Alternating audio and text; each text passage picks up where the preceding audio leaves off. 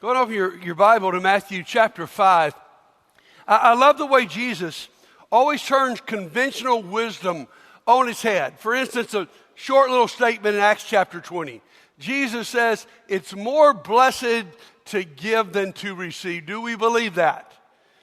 I love the story of the young boy, and he's got a 16-year-old friend that's older, and the 16-year-old friend's showing off a new car he got for his 16th birthday. He's all proud of it, and he's showing the little 10-year-old boy the car, and the 10-year-old boy said, well, how in the world did you get that? He said, my older brother, he gave it to me. And then the 10-year-old boy said something you wouldn't expect. He said, I wished I could be a brother like that. Well, I love that. Not, I wish I could get that. I wish I could give that. And I think most of us do understand that statement when it comes to the people we love. You know, as a grandfather, it is much more blessed on Christmas to give to my grandchildren than to receive. And you probably understand that. But Jesus doesn't limit it to people you get along with or you even like or don't get on your nerves, like Dan Burgess. I mean, he doesn't limit it. So go to Matthew chapter 5 and listen to how far Jesus takes it. You've heard that it was said, an eye for an eye and a tooth for a tooth. Now, we read that and we think that sounds cruel. An eye for an eye, a tooth for a tooth, that's awful. No. That command was given in the Old Testament to limit revenge. It knew the tendencies when someone did you wrong, you get them back and you do them worse. So it was actually a great command. But Jesus says, we're going to take this thing further. But I tell you, do not resist an evil person. If anyone slaps you on the right cheek, turn to him the other cheek also. And if anyone wants to sue you and take your shirt, hand him your coat as well. If anyone forces you to go 1 mile, go with them 2 miles. Give to the one who asks you, and do not turn away from the one who wants to borrow from you. You've heard that it was said, love your neighbor and hate your enemy. But I tell you, love your enemies and pray for those who persecute you, that you will be children of your Father in heaven. Jesus says, it's not just more blessed to give to people you like, it's more blessed to give to people you don't like. It's more blessed even to give to your enemies. One more car illustration. A few years ago in Atlanta, there was a listing for a Lexus RX 350, top of the line. It listed for $200. And so this man who's been searching for a new car saw that and just couldn't believe it. So he calls the number and says, ma'am, is that car really for $200? She said, well, yes. What kind of shape it's in? Oh, it's in perfect shape. Well, what do you do? The first person who gets here, I'm going to sell the car for $200. So man flies across Atlanta, gets to where the car is, checks it out. It is perfect. And he said, ma'am, you must not be telling me something about this car. No, it's this good. In fact, I tell you what I'll do. I'll slash the price in half. I'll sell it to you for $100. He goes, yes. So he takes off the $100. Said, ma'am, please, before I walk away, tell me what's going on here. He said, let me tell you, my husband ran off with his secretary, and they're in Hawaii, and he told me to sell the car and send him the money. Well, a lot of times that's about the way we are. We want to get somebody back. Jesus says that's not the way we live. In fact, let's focus in on one verse, our go for this week. If anyone forces you to go 1 mile, go with him 2 miles. So what in the world is that about? Well, in Jesus' day, the Romans occupied the Jewish land. And the Romans had learned 600 years earlier from the Persians who'd come up with a law of 1 mile.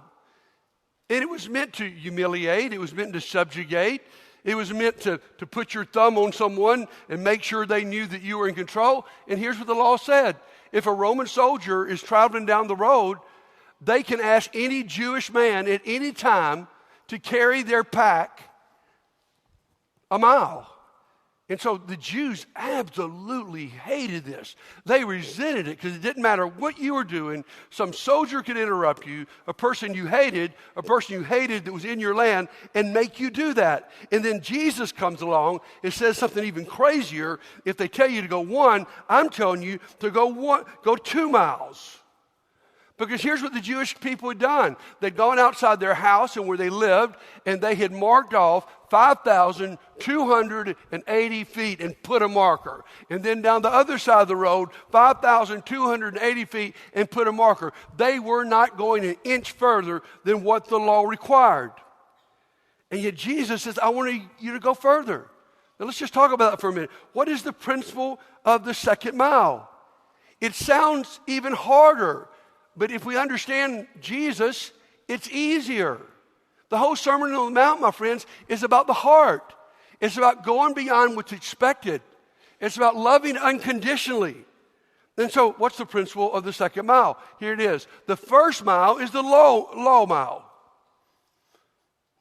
What I have to do. How far do I have to carry this pack? What's expected? The second mile is the love mile. I'm not limited by law. I'm motivated by love. Jesus wasn't trying to add on something that was burdensome. Jesus was trying to change an attitude that was miserable. How do you think it was to take that mile? It was absolutely miserable. And that Jesus says, if you will stop just going by the law and what you got to do, and finally put your whole heart into it, it changes everything. We might put it in our language, it's the difference in, man, I got to do this, and I get to do this. If we understand the principle of the second mile, I'm telling you, it will change every area of our life.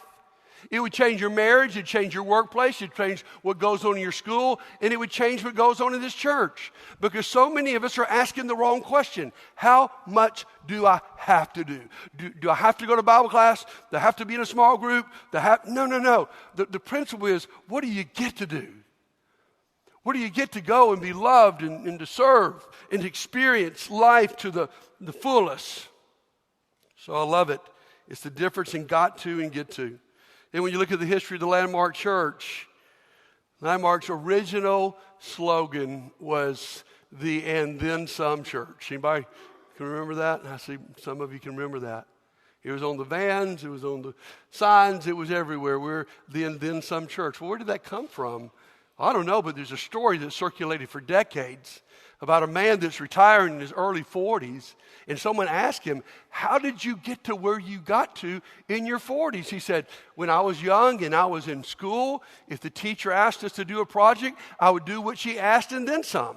And when I went to college and the professor gave us assignments, I'd do what was expected and then some. And then when I graduated and I got a job and my boss told me to do something, I would do what he told me and then some. And finally, I owned my own company. And when people came to purchase things from us, we would give them what they asked for and then some. And before long, we had locations around the country, and we couldn't slow it down. And that's the and then some principle. It's that we're not trying to figure out how little we can do. We're trying by love to be motivated by how much we can do. That's a powerful mile. Let me give you some really quick points, because I don't believe this is the hard mile. I believe this is the easy mile. Number one, it blesses other people. It just blesses others. When you start treating people that way, their life's different. You ever been around a second miler? You ever been around someone who just always wanted to outdo everything? Well, that's what happens. We all get blessed.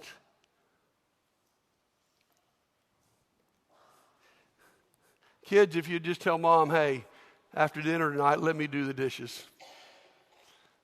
Or you might say to your dad, Dad, I know you take the trash out every night. Tonight, I'm going to take the trash out. Or you say to your teacher, can I help you with that needs to be done after school? Or the youth minister, hey, I know normally you get stuck cleaning the van out. I'd like to stay clean the van out. Or wherever you are, you're just willing to do more than expected. That's what fires me up about last Sunday. I mean, we thought $245,000 was a great goal, and you went beyond what is expected. And I'm thrilled to get to correct Dan on this, because as of this moment, we now have $280,000, $522. Yes, somebody gave me a check right before church. And think about all the people around the world who are going to be blessed because you and I were willing to stretch ourselves and give beyond what's expected. And that brings me to the second point. Here's the power. It stretches me. You see, most of us naturally in the flesh are fallen people. Naturally, I'm selfish. And my flesh tells me the best way to live, the happiest way to live, is to do what I want to do, when I want to do it, how far I want to go. And yet it's such a big lie. And God says, I love you too much to leave you that way, so I'm going to give you some things that are going to stretch you and make you grow.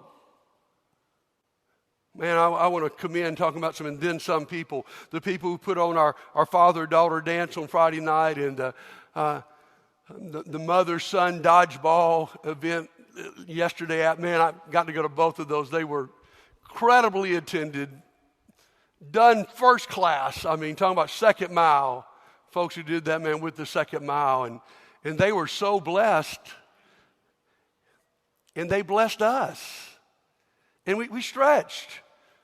You had 50 Church of Christ men trying to dance. I admit I was pitiful. But that's good for us, right? And yet, please, guys, we know in most every area, if you're working out, you need to work out with a partner who pushes you, who stretches you. If you want to do better academically, you need a teacher who stretches you. Any other area of your life, if you're going to do good at your job, you need to be stretched for beyond what you normally do. And here's what I'll say, though. Sometimes when it comes spiritually, we don't believe the same thing. We don't want to be stretched. We want to be comfortable. I'm out here, people right now say, I'm so scared, man. I'm going to have to go share my heart, or, I might go to that men's retreat and there might be some feelings or something. I mean, we were so scared of so many things. Number one, in no situation in this church ever is anybody have to share anything they don't want to share, okay? So get over that one. Number two, it would do you some good to stretch. And if you want to say, I'm a man that's never going to be emotional, you must not be a Jesus follower. Because Jesus was what is our goal? If our goal is just to keep everything within and never share and open up, we're never going to grow. I mean, spiritually, the same principle applies. To grow, you must stretch yourself. You must be willing to challenge yourself to spend more time in the Word. Spend more time with your brothers and sisters. Step in that life group that you feel like you've been afraid to step into. Go to that men's retreat. Guys, right now, it's really sort of disturbing me that we can get 800 men to come to Gridiron, and we're stretching to get 50 men to come to this retreat. Man, let me challenge you. Women, challenge your husband, because many of you are going the weekend before. Challenge them to go. And men, if your excuse is, it just makes me a little uncomfortable. Number one, when you get there, it probably won't. Number two, even if it does, what Jesus is saying to us is there's power in stretching beyond your comfort. And number three, it puts me in good company. My friends, when we walk the second mile, guess who we're walking with? We're walking with Jesus. I mean, the first mile is God created us. He put us on a beautiful planet. He gave us some great instructions and 10 commandments and said, go do them and you'll be blessed. That's all that was expected. That was awesome. That's the first mile. But God's a second miler. When we completely screwed that plan up, He sent His Son to die in our place, to be born, to live among us, to live perfectly, to die, to resurrect. God came after you. He went the second mile. And you will never be closer to Jesus than when you walk with Him. Talking about second mile, we all are shocked and actually love the story in John 13 of Jesus washing the disciples' feet. I mean, we think there's something wrong with that picture. Jesus is doing way beyond what anybody could have expected God to do. But here's what I want to bring you to. The last line, John 13, verse 17. Here's what Jesus told us. I hope you believe it. If you do these things, you will be happy. If you know these things and you do these things, you'll be happy. You see, it is more blessed to give than receive. But it's not just more blessed to give and receive when somebody you like or somebody you love. It's even when you give, when it's a challenge. It's even when you stretch to love someone who's difficult to love. It's beautiful. And it puts you on the mile with Jesus. And that brings me to the last point right now. It's the happy mile. It's the happy mile. Because here's our problem today in America. We believe that happiness is a great goal. Happiness, let me just go and be honest with you, is a terrible goal. Because normally we think about being happy, we think about what makes me happy. What could I do that would bring happiness in my life? And the problem with making happiness your goal is that it's absolutely elusive, my friends, because happiness is not a worthy goal. It is an awesome byproduct of following Jesus. It is more blessed to give than to receive. If you understand the things Jesus is teaching us today and you do them, you'll wake up and it might shock you. I'm going the second mile and I'm going to be happy? Yes. You're going to be a whole lot happier at work than the misery of, okay, what do I have to do? What's the earliest I could leave? I mean, what's expected? You'll be so much happier in this church when you stop going, where's the line? And start going, oh my goodness, I love Jesus. There is no line.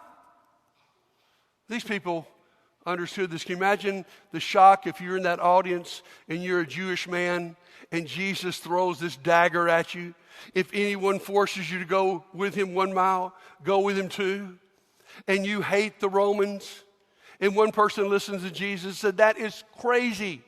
And so he goes back home, and one day he's out in his garden hoeing away, and there's a Roman soldier comes walking down the road and screams out, hey, boy, come over here right now. Take my pack. You're in the middle of something. It's getting later in the day. You don't have much time. Nothing can make you madder. And so you throw your hoe down. You go and you pick up the guy's pack. And you're just so mad.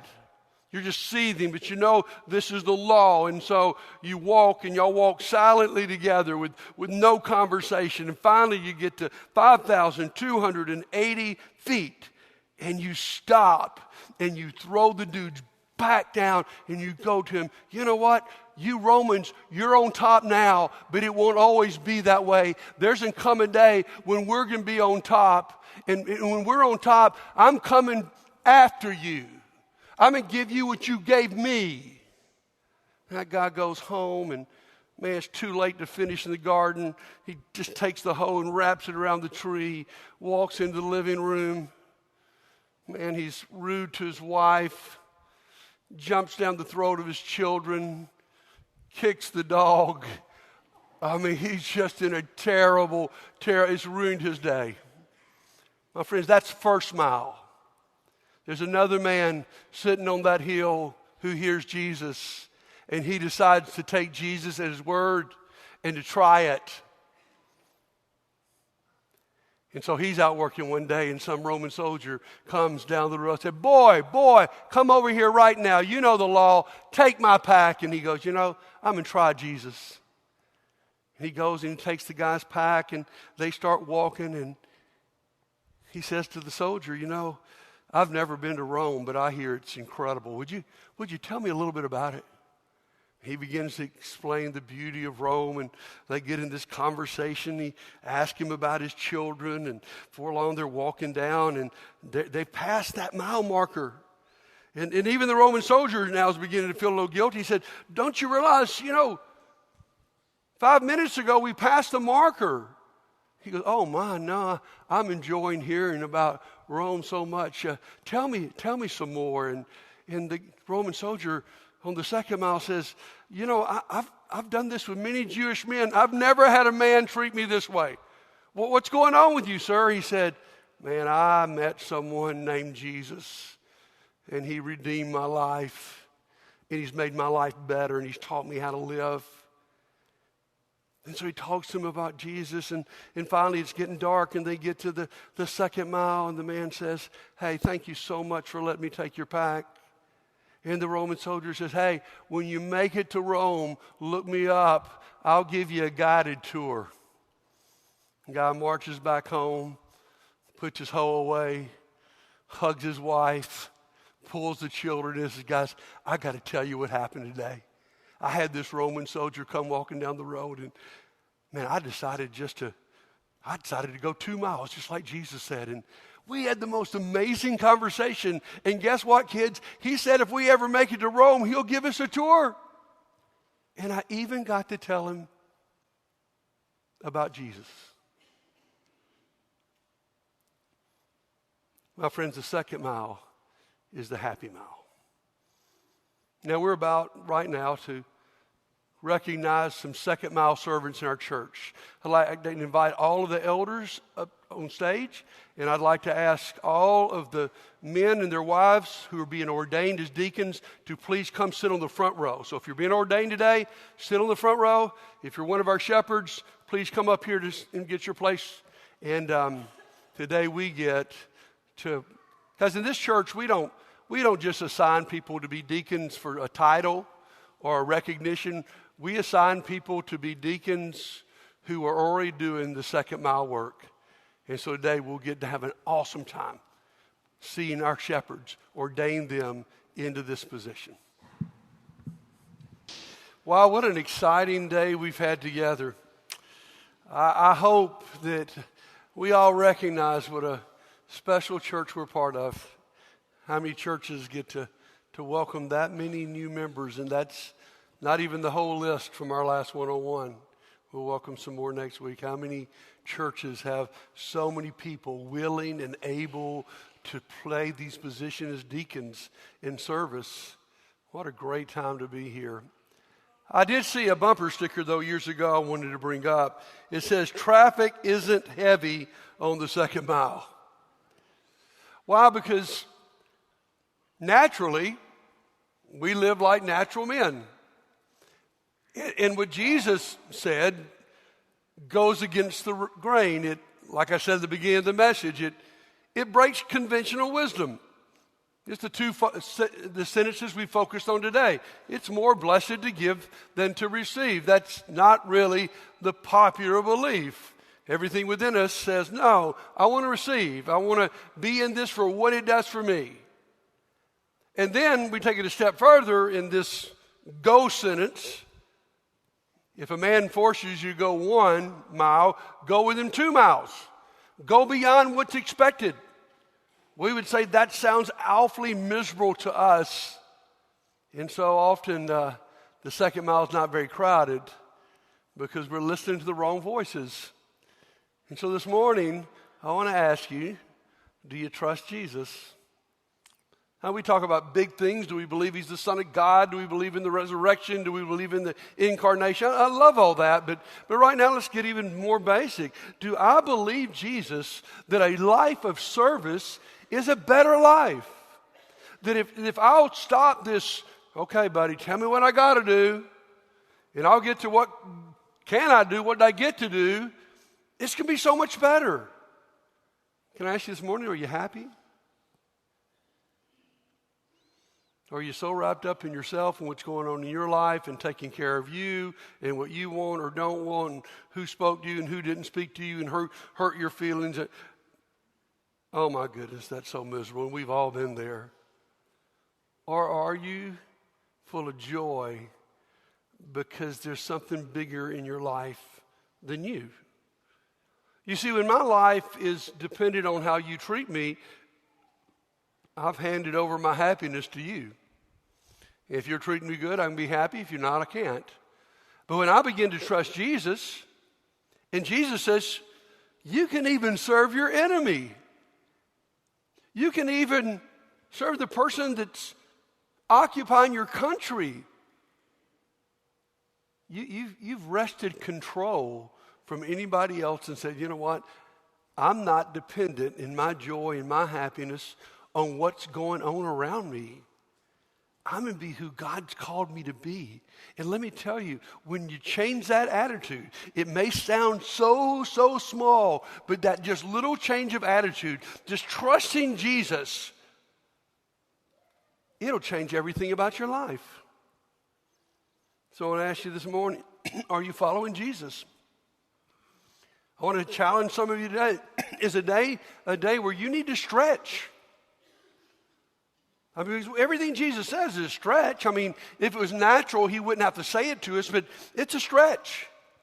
And you've been playing it safe, and you've just tried to, don't make me change. No, please. I'm not saying this because I want you to feel guilty. I'm saying this because I think you're missing out on the way life's supposed to be. I know I miss out some days. But if we'll trust Jesus, believe Jesus, and stretch, and get over ourselves, oh my goodness, it all changes. It all changes. And so this morning, we're about to have a time of prayer. If you're someone that's ready to follow Jesus, you've been following the way of the world, and it's completely opposite of Jesus, and despite the fact how glittering and wonderful it looks, it really is miserable. Or maybe you're a follower of Jesus and something's happened in your life where you've stopped growing and you've stopped stretching. And today you need this church to pray for you that you will get out of your comfort zone. That you will do things that you don't feel like doing that Jesus asked you to do. My friends, when you became a Christian, you proclaimed that Jesus was Lord. And as Lord, he's going to stretch you. Not because he doesn't love you, but because he wants to grow you. He wants you to be everything that he created you to be, including he wants you to be so happy. And right now you just could be honest enough to say, I'm really not. If any man will force you to go 1 mile, oh my goodness, go with him too. If we could pray for you today, please come as we stand and sing.